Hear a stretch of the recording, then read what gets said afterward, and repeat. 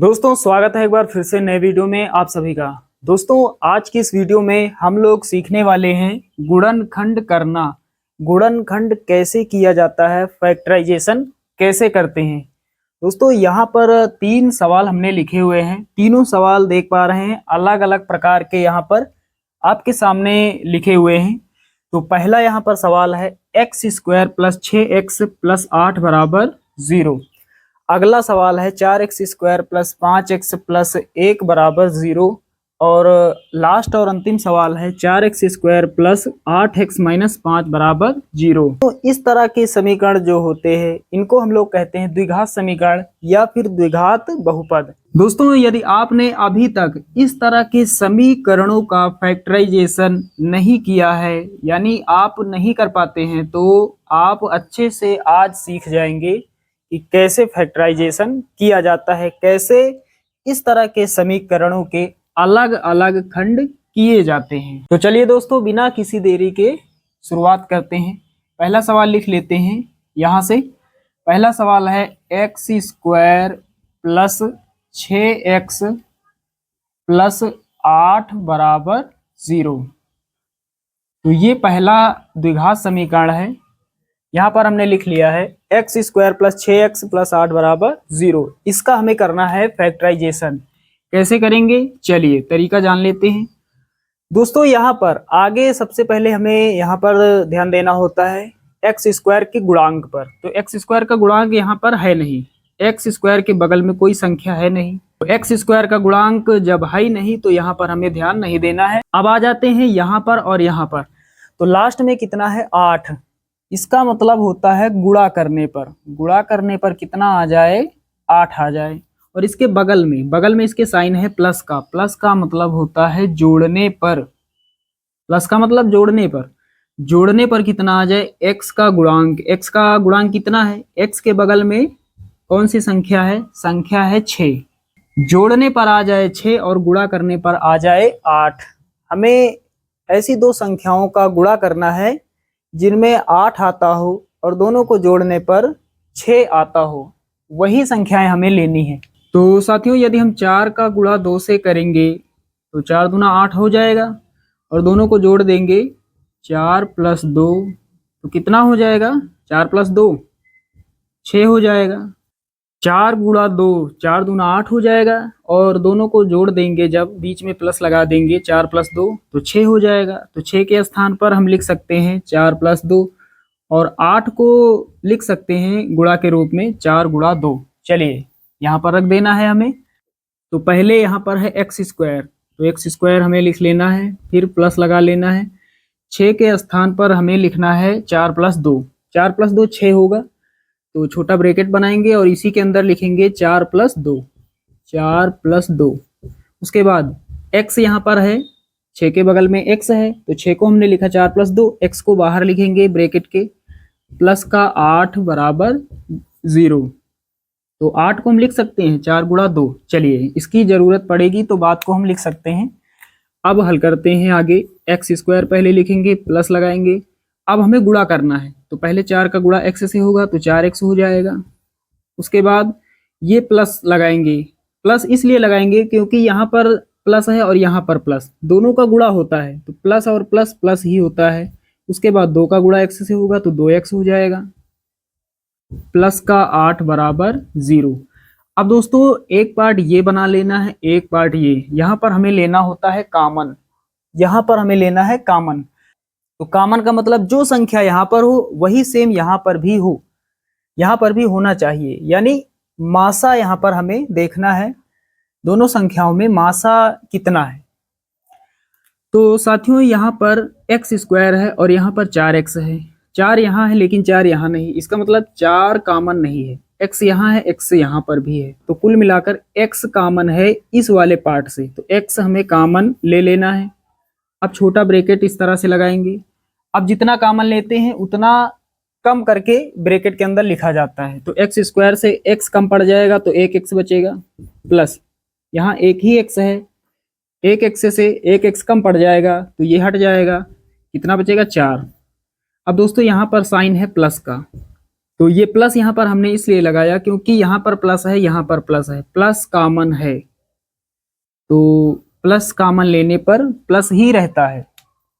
अब दोस्तों यहाँ पर आ जाते हैं इस वाले पार्ट में। यहाँ पर कॉमन क्या है, 8 को हम लिख सकते हैं 4 गुणा 2।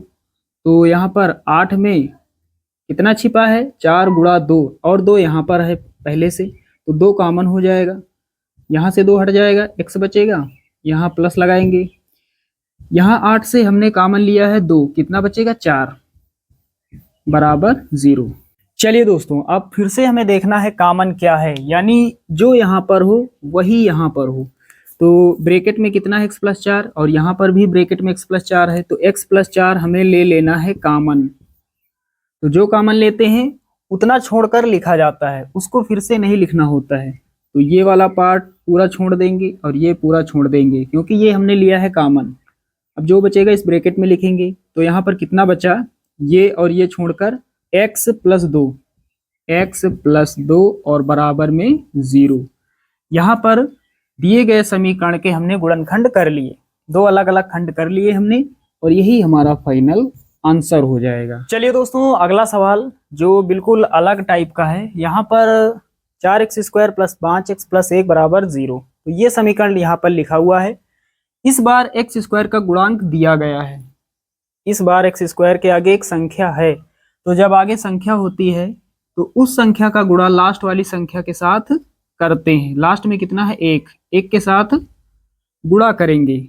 4 का गुणा होगा 1 के साथ, तो कितना हो जाएगा, 4 गुणा 1, 4 1 के 4। तो इस बार गुणा करने पर हमें 4 चाहिए, और इसके बगल में लास्ट वाली जो संख्या है इसके बगल में साइन है प्लस का। प्लस का मतलब जोड़ने पर कितना चाहिए, उतना ही चाहिए जैसे हमने पिछले सवाल में आपको बताया। x का गुणांक कितना है, 5। तो जोड़ने पर चाहिए कितना, 5। ऐसी दो संख्याओं का हमें आपस में गुणा करना है जिसमें 4 आता हो और दोनों को जोड़ दे 5 आ जाए। तो पता करते हैं कौन सी संख्याएं हैं दोस्तों। 4 का गुणा यदि हम 1 से करेंगे तो 4 1 के 4 होगा, और दोनों को जोड़ देंगे, 4 प्लस 1 तो 5 हो जाएगा। 4 प्लस 1 कितना हो जाएगा, 5। तो 5 के स्थान पर हम लिख सकते हैं, इस तरह से ब्रैकेट बना लेंगे। 5 के स्थान पर हम लिख सकते हैं 4 प्लस 1। तो सबसे पहले 4x², इसको वैसा का वैसा लिख लेंगे, प्लस 5 के स्थान पर हमें पहले ब्रैकेट बनाना है और लिखना है 4 प्लस 1। 4 प्लस 1 5 होगा, x को बाहर लिखेंगे, प्लस का 1 बराबर 0। x यहाँ पर हमने लिखा प्लस का 1 बराबर 0। आगे हल करते हैं, 4x² पहले लिख लेंगे, प्लस लगाएंगे। 4 का गुणा x से होगा तो 4x हो जाएगा, फिर से प्लस लगेगा क्योंकि यहाँ पर प्लस है और यहाँ पर प्लस, दोनों का गुणा होता है, प्लस प्लस प्लस होता है। अब x का गुणा 1 के साथ होगा तो x 1 के x हो जाएगा। 1 का गुणा x से करेंगे तो x 1 के x, तो यहाँ x लिखेंगे, प्लस का ये वाला 1 बराबर 0। अब हमें लेना है कॉमन, एक पार्ट ये एक पार्ट ये। तो यहाँ पर कॉमन क्या है, यानी मासा क्या है, यहाँ से हमें कितना मासा मिलेगा। तो 4 यहाँ है, 4 यहाँ है। सबसे पहले 4 कॉमन है, x² है, यहाँ पर x है तो x भी कॉमन है, तो कुल मिलाकर 4x हमें कॉमन मिल जाएगा। अब 4x² से 4x कम पड़ जाएगा तो कितना बचेगा, सिर्फ x बचेगा। उसके बाद ये प्लस लगाएंगे, यहाँ 4x है, हमने 4x कॉमन ले लिया तो 4x हट जाएगा तो कितना बचेगा, 1 बचेगा। कितना बचेगा, 1 बचेगा। तो यहाँ से 4x हट जाएगा, 1 बचेगा। उसके बाद दोस्तों यहाँ प्लस है, यहाँ प्लस कॉमन है, तो यहाँ पर कितना मासा है, यानी यहाँ पर कितना कॉमन है। तो x को हम लिख सकते हैं, 1 गुणा x, यानी 1 से हर संख्या को गुणा कर सकते हैं, और 1 को हम लिख सकते हैं 1 गुणा 1। तो मासा कितना हुआ, कॉमन कितना हुआ, 1 ऊपर है 1 नीचे, तो यहाँ से 1 हमें कॉमन मिलेगा। मासा कितना होगा, 1 होगा। तो जहाँ पर कुछ भी कॉमन नहीं होता है वहाँ पर 1 कॉमन होता है, तो यहाँ से हमें 1 कॉमन मिल जाएगा। 1 कॉमन लेने पर कोई फर्क नहीं पड़ता है, सेम यही हमें लिख देना है ब्रैकेट के अंदर, x प्लस 1 बराबर 0। चलिए अब आगे हल करते हैं। अब फिर से हमें लेना है कॉमन, तो यहाँ से हमें कॉमन क्या मिलेगा, ब्रैकेट में x प्लस 1 यहाँ है, यहाँ पर भी है x प्लस 1, तो हमें x प्लस 1 ले लेना है कॉमन। अब ये पूरा पार्ट नहीं लिखना है, ये नहीं लिखना है, क्योंकि यहाँ पर हमने x प्लस 1 को कॉमन लिया है। अब इसके बाद जो बचता है वो लिखना होता है इस ब्रैकेट में। कितना बचेगा? 4x प्लस 1, 4x प्लस 1 बराबर 0। हमने यहाँ पर फैक्टराइजेशन कर लिया। चलिए दोस्तों, लास्ट और अंतिम सवाल, इसको हल करते हैं। ये थोड़ा अलग है। ये अलग इसलिए है क्योंकि यहाँ पर इस बार माइनस लगा हुआ है। तो समीकरण हमारे पास है 4x square plus 8x minus 5 बराबर 0। तो कर देते हैं इसका गुणनखंड। एक्स स्क्वायर का गुणांक दिया गया है, कितना है? 4। तो जब गुणांक दिया गया हो तो गुणांक वाली संख्या का गुणा करते हैं लास्ट वाली संख्या के साथ। 4 का गुणा होगा 5 के साथ, 4 पंचे 20। गुणा करने पर कितना आ जाए?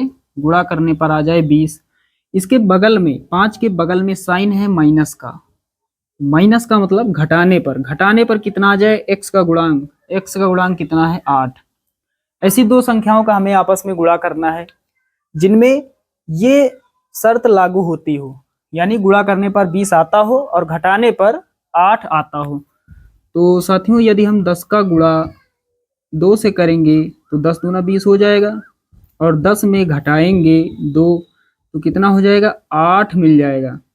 तो हम 8 के स्थान पर लिख सकते हैं 10 माइनस 2। तो यहाँ पर रख देते हैं। सबसे पहले हमें 4x स्क्वायर को वैसा का वैसा लिख लेना है। तो यहाँ पर लिखेंगे 4x स्क्वायर, प्लस लगाएंगे। 8 के स्थान पर हमें लिखना है छोटे ब्रैकेट में 10 माइनस 2। 10 में 2 घटाएंगे 8 ही बचेगा। x को बाहर लिखेंगे, माइनस का 5 बराबर 0। अब आगे हल करते हैं। पहले लिखेंगे 4x स्क्वायर, प्लस लगाएंगे। 10 का गुणा x से होगा, 10 का गुणा x से होगा 10x हो जाएगा। उसके बाद दोस्तों, ये और ये यानी दोनों चिन्हों का आपस में गुणा करना होता है। तो प्लस और माइनस, प्लस और माइनस माइनस होता है। चिन्हों का गुणा आपने पढ़ा होगा, प्लस गुणा माइनस माइनस होता है। अब 2 का गुणा x से होगा 2x हो जाएगा। माइनस का 5 बराबर 0। अब फिर से वही काम, एक पार्ट ये एक पार्ट ये। यहाँ पर हमें लेना है कॉमन। तो दोस्तों, 4x स्क्वायर को हम क्या लिख सकते हैं? 4x स्क्वायर को हम लिख सकते हैं 2 गुणा 2 गुणा x गुणा x। इस तरह से गुणनखंड के रूप में इस तरह से लिख सकते हैं। 2 दूना 4, x का गुणा x से होगा, x स्क्वायर हो जाएगा। 10x को हम लिख सकते हैं 2 गुणा 5 गुणा x। 2 पंचे 10 और 10 का गुणा x से होगा, 10x हो जाएगा। अब यहाँ पर कॉमन कितना होगा, यानी मासा कितना होगा? तो पहले x कॉमन होगा, x ऊपर x नीचे है, और फिर 2 कॉमन होगा। तो कुल मिलाकर 2 और x यानी 2x कॉमन मिलेगा। इस पार्ट से हमें कितना कॉमन मिलेगा? 2x कॉमन मिलेगा। तो यहाँ से 2x कॉमन ले लेते हैं। ये आपके समझ में आ गया होगा। तो 2x कॉमन हो जाएगा। अब 4 से 2 हट जाएगा, 2 बचेगा। x स्क्वायर से 1x हट जाएगा, 1x बचेगा। प्लस 10 से 2 कॉमन हो जाएगा, 5 बचेगा। 5 दूना 10 होता है। x यहाँ पर है, कॉमन हो जाएगा तो कुछ नहीं बचेगा। उसके बाद दोस्तों, यहाँ पर यहाँ माइनस है, यहाँ माइनस है, तो पहले माइनस कॉमन है, क्योंकि माइनस यहाँ पर है, यहाँ पर है, दोनों स्थानों पर बिल्कुल सेम लिखा हुआ है। अब उसके बाद 2x को हम क्या लिख सकते हैं? 2x को हम लिख सकते हैं 2 गुणा x गुणा 1। ये लिख सकते हैं क्योंकि यहाँ पर कॉमन कुछ भी नहीं है। यहाँ पर देख पा रहे हैं कुछ भी नहीं मिल रहा है, तो कॉमन यहाँ पर आपको दिखाई दे रहा होगा कि यहाँ पर कॉमन कुछ भी नहीं है, लेकिन कॉमन यहाँ पर मिल जाएगा। 5 को हम लिख सकते हैं 5 गुणा 1। यहाँ पर मासा कितना होगा? 1 होगा। कॉमन कितना होगा? 1 होगा। तो जहाँ पर कॉमन कुछ भी नहीं होता है वहाँ पर 1 कॉमन होता है, तो यहाँ से 1 कॉमन मिलेगा। अब कितना बचेगा? तो जो लिखा हुआ है सेम वही लिख देना है, लेकिन हमने माइनस भी कॉमन लिया है तो माइनस हट जाएगा। तो 2x माइनस 5 नहीं लिखेंगे, 2x प्लस 5। माइनस को कॉमन लिया है हमने तो माइनस छोड़ देंगे, तो ऑलरेडी प्लस बचेगा। तो 2x प्लस 5 बराबर 0। यानी जितना यहाँ पर ब्रैकेट में है यहाँ पर भी उतना ही आना चाहिए। तो यहाँ पर आ चुका है। अब फिर से कॉमन क्या है? 2x प्लस 5 यहाँ पर है, यहाँ पर है, तो 2x प्लस 5 कॉमन हो जाएगा। अब अगले ब्रैकेट में कितना लिखेंगे? 2x माइनस 1, 2x माइनस 1 बराबर 0। यहाँ पर हमने गुणनखंड कर दिया। तो ये आपके समझ में आ गया होगा कि कैसे हमने फैक्टराइजेशन किया है। दोस्तों उम्मीद करता हूँ कि आप सभी लोग अच्छे से सीख गए होंगे कि गुणनखंड कैसे किया जाता है, फैक्टराइजेशन कैसे करते हैं। चलिए दोस्तों मिलते हैं अगले वीडियो में, तब तक के लिए जय हिंद।